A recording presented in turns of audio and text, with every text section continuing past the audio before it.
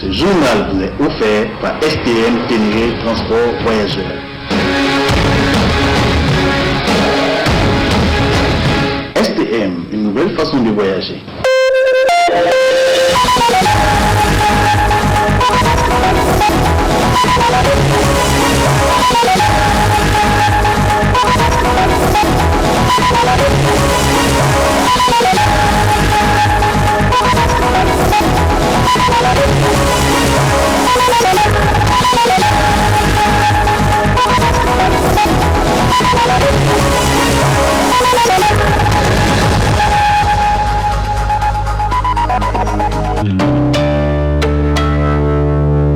Messieurs, dames, bonsoir et ravi de vous retrouver sur ce plateau du Miroir de la Femme. Le Conseil des ministres s'est réuni ce jour 13 janvier 2020 dans la salle habituelle des délibérations sous la présidence de son Excellence Issifou Mahamadou. À cette occasion, d'importantes décisions ont été prises. La teneur du communiqué avec Mémouna Diado. Le Conseil des ministres s'est réuni ce jour, lundi 13 janvier 2020, dans la salle habituelle des délibérations sous la présidence de son Excellence M. Issoufou Mahamadou, président de la République, président du Conseil des ministres. Après examen du point unique inscrit à son ordre du jour, le Conseil a pris les décisions suivantes. Mesures nominatives. Le Conseil des ministres a examiné et adopté les mesures individuelles suivantes. Au titre du ministère de la Défense nationale, le général de brigade Didili Amadou est nommé secrétaire général du ministère de la Défense nationale. Le général de division Salifou Moudi est nommé chef d'état-major des armées au ministère de la Défense nationale. Le général de brigade Seyd Bagui est nommé chef d'état-major de l'armée de terre au ministère de la Défense nationale. Le général de brigade Sidikou Issa est nommé inspecteur général des armées au ministère de la Défense nationale. Fait à Niamey, le 13 janvier 2020, le secrétaire général du gouvernement, Abdou Dangaladima. Le président de la République, chef des armées Issifou Mahamadou, a procédé ce lundi 13 janvier 2020 à un remaniement dans le rang des militaires. Ainsi, le chef d'état-major des armées, Ahmed Mohamed, est remplacé par Salifou Moudi. Dès cette annonce, la réaction ne s'est pas faite attendre dans le rang des acteurs de la société civile. Nous les écoutons dans cet extrait. On aura tout tenté pratiquement de ce point de vue-là. Ce n'est pas aujourd'hui que le Niger a commencé à s'engager dans la lutte contre le terrorisme. Il y a eu beaucoup de mécanismes qui ont été installés par les militaires eux-mêmes. Il y a eu beaucoup de réflexions qui ont été faites par des penseurs en la matière. Il y a eu beaucoup de plans qui ont été exécutés, tantôt qui ont marché, tantôt qui n'ont pas marché. Mais quand une situation perdure, évidemment, comme celle-là, il va falloir qu'on interroge la hiérarchie militaire. Qu'est-ce qui se passe concrètement? Le déclenchement du règlement de ce problème passe inéluctablement par la révision de l'hiérarchie qui est en train de gérer ce conflit. Parce que jusqu'à preuve du contraire, la compétence de cette hiérarchie, elle est remise en cause parce que nous n'avons pas constaté, elle ne nous a pas convaincus dans les faits, parce que ça fait des années que c'est la même chose qui est en train d'être répétée et que ça n'a pas d'impact, ça n'a pas eu d'impact dans la gestion de la sécurité au Niger. Et mieux, je pense bien que nous le souhaitons, et nous le souhaitons vivement. Nous sommes en train de le dire et nous continuerons à le dire. Et ces zones de sécurité, il faut qu'elles soient dirigées par des militaires, madame. Il faut qu'elles soient dirigées par des militaires parce que nous savons très bien que les civils, ceux qui valent les civils, nous ne disons pas qu'ils sont incapables, mais ce que ça dépasse aujourd'hui, le contexte sécuritaire dépasse l'appréciation d'un civil parce qu'il faut quelqu'un professionnel à la matière pour pouvoir gérer ce problème. Et quelqu'un qui est professionnel à la matière, on le sait que dans ce pays, c'est seulement ceux qui ont eu la formation des FDS. Parce que quand c'est des politiciens qu'on place au niveau des zones de sécurité, ils ont des difficultés à s'assumer par rapport à l'histoire. Ils ont des difficultés à s'assumer et dès que le problème se pose. Parce qu'ils ont ces intuitions politiques. Est-ce que si je pose, est-ce qu'il n'y aura pas de conséquences politiques sur moi? Est-ce que mon chef hiérarchique politique ne sera pas dessus et qu'il arrive à me chasser de mon poste? Or qu'aujourd'hui, la situation dépasse ce niveau. L'aménagement de l'hiérarchie militaire, ça ne doit pas se limiter à ce niveau. Et ça doit aller au-delà même de l'aspect militaire, il doit aller au niveau de l'aspect civil. Parce que ce ne sont pas les militaires seulement qui gèrent ce problème, il y a des civils. Parce qu'aujourd'hui, les décideurs qui sont les ministres, ce sont des civils. Les décideurs qui sont aussi des gouverneurs, ce sont des civils. Et tout ça là, je pense même qu'aujourd'hui la situation est arrivée à un moment où le président de la République doit s'assumer. Il doit s'assumer parce que ce n'est plus un problème de coloration politique, ce n'est plus un problème de jeu politique, ce n'est plus un problème de conciliabule politique et politicien. Il faut que le président de la République comprenne cet enjeu qui est en train de menacer l'existence de la République. Et par rapport à ça, je pense bien que le président de la République le souhaitant vivement, qu'elle arrive à avoir la bravoure et le courage qu'il puisse continuer à régler ce problème, parce que dans le cas échéant, je pense bien que nous allons tous en pâtir, y compris lui. Le président de la République, Issifou Mahamadou, assiste depuis ce matin au sommet du G5 Sahel à Pau en France sur invitation de son homologue français Emmanuel Macron. La situation sécuritaire et la position des pays du G5 Sahel sur la présence des forces Barkhane en Afrique sont inscrits à l'ordre du jour de cette rencontre. Plus de détails avec Kadigatou Dado, Ibrahim Kantama. Sur l'invitation de son homologue français, le président de la République, Issifou Mahamadou, prend part au sommet du G5 Sahel à Pau. Les chefs d'État doivent évoquer la lutte contre le djihadisme au Sahel, alors que la situation sécuritaire ne cesse de se dégrader. Convoquer des chefs d'État pour qu'ils éclairent leur position par rapport à l'installation des chefs de bases militaires dans notre pays. Mais je pense que ça, là, lui-même, Emmanuel Macron, il est en train d'humilier nos chefs d'État. Mais finalement, les constats que nous avons faits depuis leur installation au Niger, on ne cesse de tuer, de massacrer nos militaires. Et ces gens-là qui viennent attaquer, ils sont invisibles. Dès qu'ils attaquent nos militaires, on part à leur poursuite. La seule information qu'on reçoit, ils ont traversé la frontière malienne. Ça veut dire quoi? Mais les terroristes là, qui leur fournit des informations? Qui leur donne des armements? Si on ne leur fournit pas des informations, par comment ils sauront où se trouve l'installation de la compagnie, les coordonnées de la compagnie? Si nos chefs d'État arrivaient à avoir le courage d'abord de dénoncer certains abus qu'ils ont constatés sur le terrain de guerre, cela peut améliorer, n'est-ce pas, la chance de nos pays à contrôler le système de défense donc, de nos frontières. Parce que jusqu'ici, l'indépendance du point de vue financier, du point de vue sécuritaire et même du point de vue politique, elle n'est pas garantie à nos pays. C'est à nos chefs d'État, au nom des peuples dont ils conduisent la destinée, qu'ils doivent lutter pour garantir cette indépendance. En lançant son invitation, Emmanuel Macron compte obtenir une déclaration commune des 5 pays, ce qui ne peut d'ailleurs être salué à juste titre. Je pense que ce n'est pas une chose mauvaise en soi, puisque évidemment il faudrait qu'il y ait une certaine coordination, il faudrait qu'il y ait un certain principe sur lequel, n'est-ce pas, va reposer cette intervention des forces étrangères. Et donc, je pense qu'une telle rencontre va permettre à nos chefs d'État de pouvoir poser les jalons de ces principes-là, sur la base desquels cette opération va avoir lieu, et évidemment de voir la limite de chaque acteur, n'est-ce pas, dans cette situation de crise. Parce que n'oubliez pas que quand on est dans une situation de crise comme celle-là, il y a évidemment beaucoup de forces qui entrent en jeu.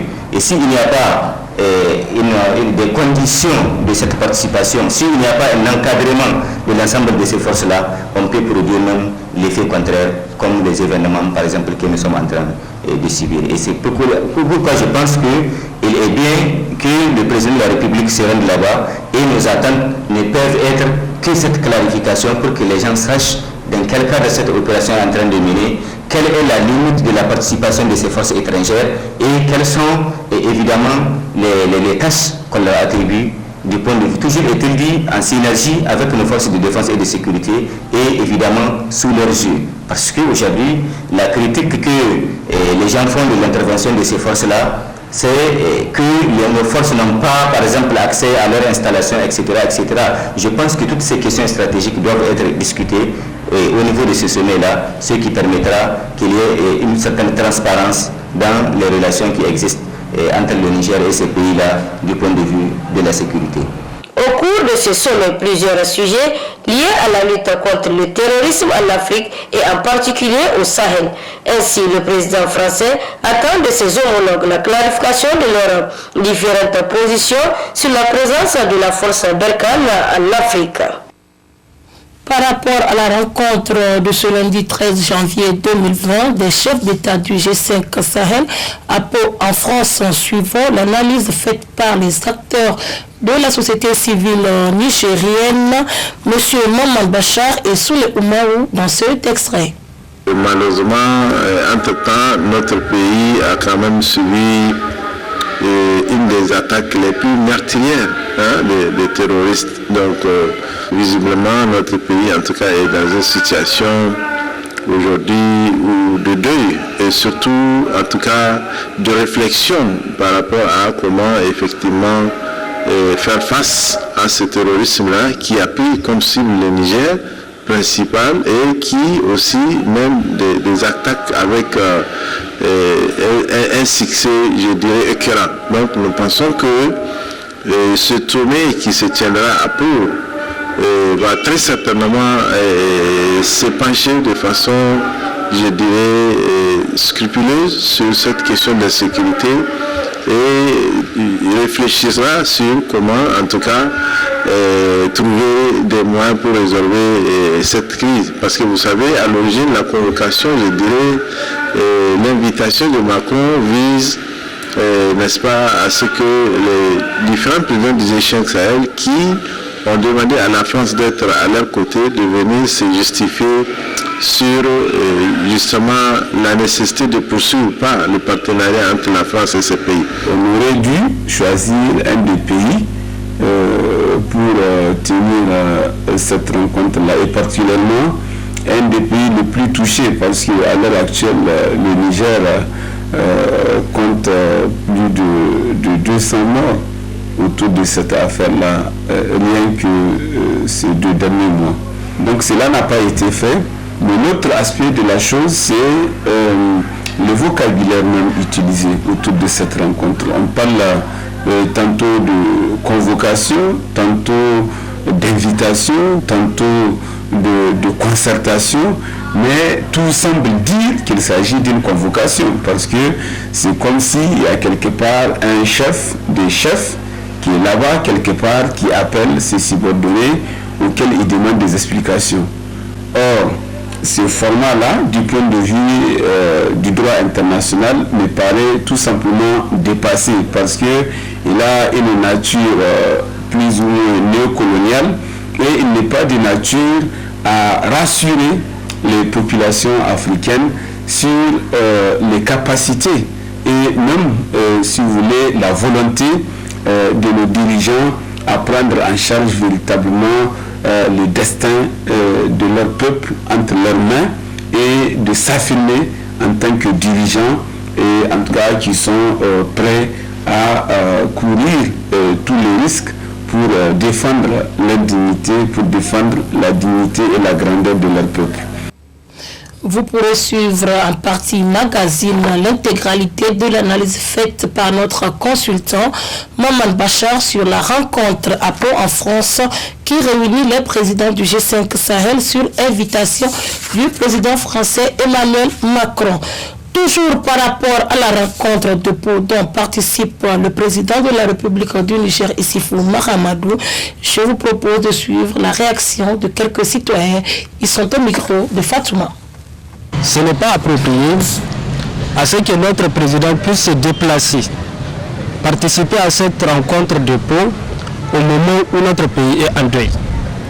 Et dans les autres pays, et même lui, elle a l'habitude de le faire, c'est-à-dire quand le pays arrive à avoir une attaque ou bien quelque chose de malheureux, le président, même s'il est en déplacement, même s'il est en mission, elle revient sur place dans son propre pays pour essayer de juguler le problème, pour essayer de tenter les solutions aux problèmes. Mais il faudrait que, après avoir assumé la présence des forces Barkhane, des forces militaires françaises dans notre pays, que ces forces-là puissent s'assurer et s'assumer aussi pour qu'aucun Nigérien ne sera tué par les bandits ou bien par les terroristes. Et c'est ce que j'aimerais adresser ici. Parce que c'est quoi? La collaboration entre les forces armées des différents pays, ce n'est pas ça qui est un problème. Mais il faudrait que ces forces-là puissent mutualiser leurs efforts pour stopper le banditisme, pour stopper le terrorisme. Et ce que j'appelle à l'endroit de mes concitoyens, c'est d'être beaucoup plus vigilants et de prier pour le repos des lames ou bien le repos des âmes de nos vaillants soldats tombés sur les champs d'honneur, et aussi amener leurs pierres à l'édifice pour qu'ensemble nous puissions stopper ce terrorisme. Parce que la question du terrorisme, ce n'est pas un problème d'un gouvernement ou bien le problème d'un groupuscule d'individus, mais c'est un problème qui touche l'ensemble de la nation, c'est un problème qui touche l'ensemble de la nation nigérienne. Comme annoncé, venons à présent à la partie magazine consacrée à l'intégralité de l'analyse faite par le consultant Maman Bachar, acteur de la société civile, sur la rencontre de Pau en France des présidents du G5 Sahel sur invitation du président français Emmanuel Macron. Très bonne réception, au revoir.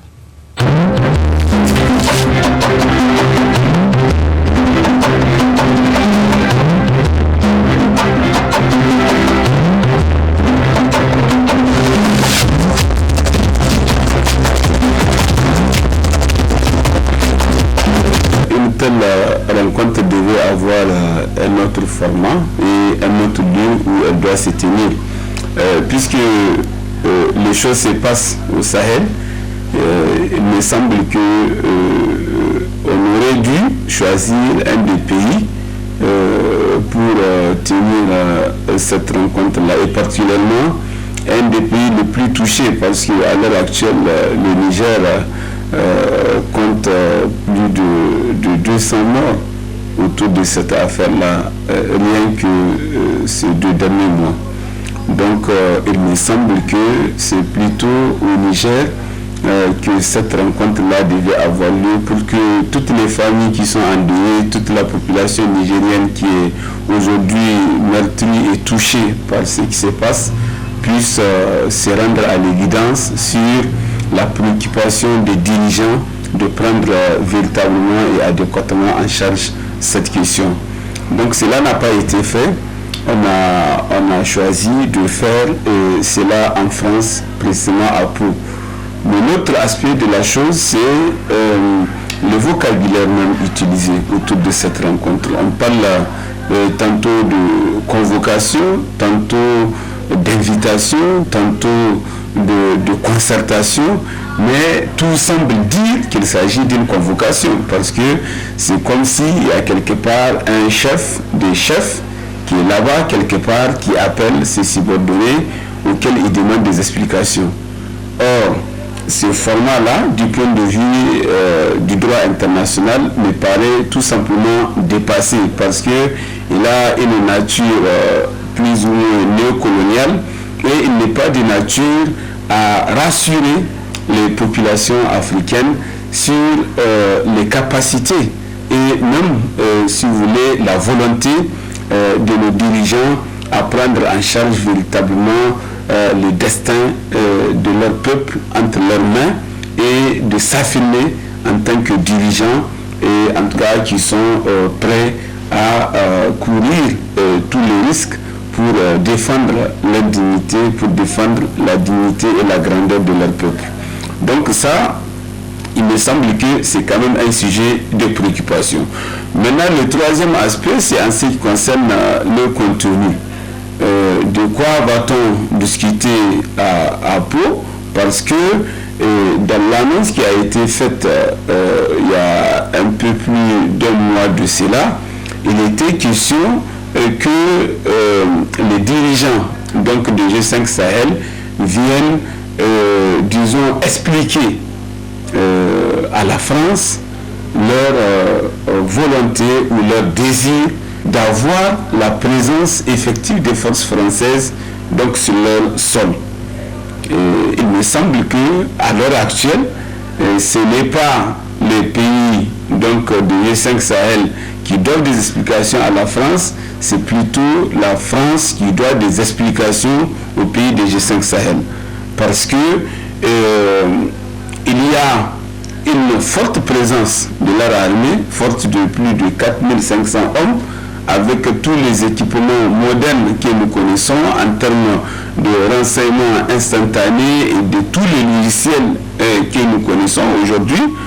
Comment comprendre qu'il y ait toutes ces attaques récurrentes, notamment au Burkina, au Mali et au Niger, de manière quasi permanente et souvent sur le même secteur, comme si en fait aucune des attaques n'a pu permettre de tirer des leçons pour réaménager, pour prendre des dispositions pratiques en vue d'empêcher les prochaines attaques. Donc il y a naturellement et nécessairement à ce niveau-là donc une défaillance qui est constatée. Mais si cette défaillance donc est constatée, il faut s'interroger sur les dispositions techniques et pratiques qui sont prises de manière opérationnelle, mais également regarder un peu le contenu des accords et conventions donc, qui lient donc, ces États-là avec la France. Quel est le contenu? Qu'est-ce que ces pays-là ont précisément demandé et qu'est-ce que la France s'est engagée à assurer en acceptant de venir donc, dans nos pays? De toute évidence, leur présence à l'heure actuelle est tout simplement discutable du point de vue de l'efficacité, du point de vue de la nature d'intervention et même du point de vue en vérité de confiance en fait entre nos forces de défense et de sécurité et leur armée en fait qui est là, qui de plus en plus est perçue comme une armée d'occupation. Donc là c'est un problème assez significatif sur lequel il va falloir apporter de clarification. Et là, donc, c'est nous qui demandons des clarifications parce que la France doit expliquer au pays des G5 Sahel sa position exacte par rapport donc au statut de Kidal et par rapport à son interprétation ou sa position politique et diplomatique par rapport au conflit au Mali. Parce qu'avant qu'il y ait l'occupation des djihadistes, il y a eu une rébellion.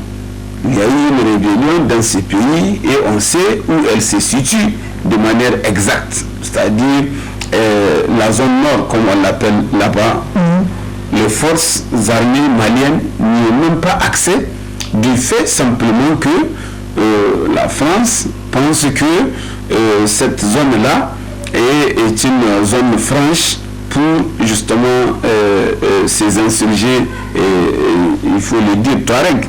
Donc, il faut que cela soit, disons, rapidement examiné et qu'on puisse avoir une position définitive donc, de la France autour de ces conflits-là, parce que tout part de là-bas. Toutes les attaques, en tout cas jusque-là, qui sont enregistrées, viennent du Mali. Donc si ça vient du Mali et que c'est sur des postes frontaliers, ça veut dire que dans cette zone-là, il n'y a pas l'existence des forces armées maliennes à l'endroit, puisque les gens quittent ce territoire-là pour venir vers un autre territoire, attaquer des camps militaires. Même pas en fait en termes de fuite ou en termes de comment on appelle ça, de défensive, mais ils viennent en offensive, c'est-à-dire ils viennent attaquer comme s'ils sont les maîtres des lieux. Donc s'ils n'avaient pas de renseignements précis, s'ils n'avaient pas quelque part un soutien logistique qui serait permanent et qui serait donc sur quelle base ils pourront le faire et de manière, j'allais dire, quasi permanente. Puisque ça vient, ça se répète et tout le temps on le voit.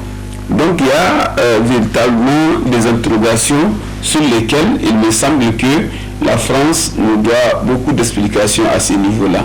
Et c'est pour cela que les chefs d'État, en tout cas, s'ils acceptent de prendre leur courage à deux mains, c'est de poser le problème sur la table et de regarder le contenu des conventions et des accords qui nous lient pour que ces accords-là soient réajustés pour qu'ils ne soient pas des accords du type néocoloniaux.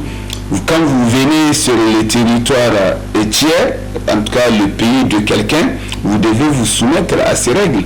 Vous devez vous soumettre à l'autorité du pays en question. Et or, ce qui se passe, on a comme l'impression que nos forces de défense et de sécurité n'ont même pas le contrôle des forces qui sont sur leur sol, qui sont censées leur apporter secours et assistance en cas de besoin pour qu'ils parviennent à assurer de manière efficace, patriotique, donc la défense du territoire national. Et cela me semble assez préoccupant et me semble être une question primordiale sur laquelle, en tout cas, une réponse adéquate doit être apportée à ce niveau-là. Donc, de manière générale, je pense qu'il y a une nécessité donc de regarder ces accords, il y a une nécessité de réduire les effectifs donc de forces armées étrangères donc sur nos sols, et il y a une nécessité de définir définitivement donc le statut de Kidal pour qu'on sache à l'heure actuelle et de manière exacte si nous sommes dans un contexte donc de partition du Mali, ou si Kidal fait partie intégrante du territoire malien, et là dans ces cas aucune force armée ne peut concurrencer l'armée malienne.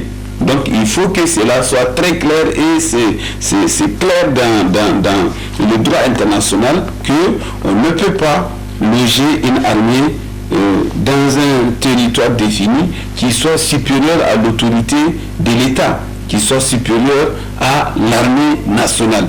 Donc de ce point de vue-là, il faut qu'il y ait une définition claire et exacte de la position de la France autour de cette problématique-là. Donc je pense que si on parvient à baliser cette question-là, il me semble que ça sera un grand pas en avant. Et au niveau national, il me semble qu'il y a une nécessité aussi de réajuster la communication gouvernementale autour de cette question-là. Nous sommes en pleine crise, une crise sécuritaire aiguë, jamais égalée que le Niger connaît à l'heure actuelle. Il me semble que à ce type de crise-là, il doit y avoir nécessairement une communication adaptée à l'événement, une communication adaptée à la situation. Ce qui n'est pas le cas à l'heure actuelle, et finalement ça ne rassure pas. Il faut qu'on regarde de près comment communiquer autour de cette question-là.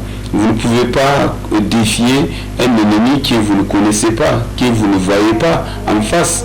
Donc vous ne connaissez pas également l'énormité des moyens de nuisance.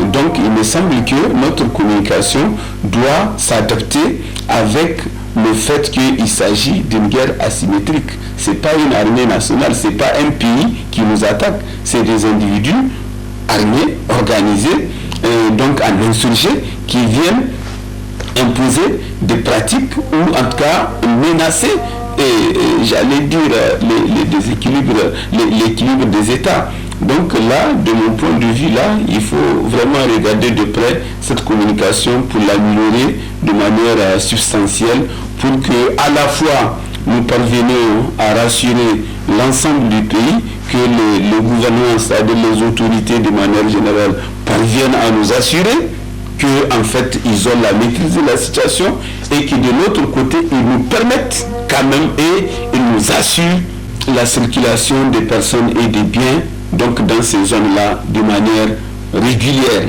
comme par le passé, et en même temps assurer toutes les libertés individuelles et collectives. Ce qui n'est pas le cas. Chaque fois qu'il y ait des intentions de manifestation autour de cette question-là, on nous oppose tout de suite une interdiction. comme si en fait, bon, nous avons cessé d'exister en tant que citoyens et qu'il faut tout simplement se soumettre à une vue, à une opinion donc qui est donnée par le gouvernement. Je pense que cela doit cesser parce que nous sommes dans un état de droit, que la liberté d'opinion et d'expression est garantie par la Constitution, que la manifestation en elle-même est un exercice donc de droits et libertés des citoyens. Cela me semble nécessaire à respecter et c'est dans ce sens-là que j'en appelle vraiment aux autorités publiques de pouvoir justement assurer la régularité de l'exercice de ce droit-là pour que les citoyens ne se sentent pas davantage frustrés par rapport à ce qui se passe. C'est des situations qui préoccupent tout le monde, c'est des situations sur lesquelles il faut nécessairement que les gens aient la possibilité de parvenir à exprimer à haute et intelligible leur opinion qui peut permettre justement l'amélioration de la gouvernance sécuritaire.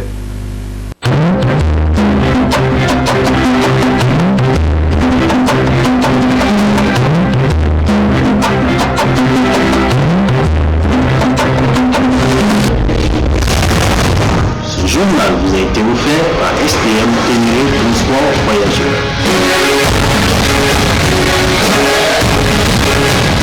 STM, une nouvelle façon de voyager.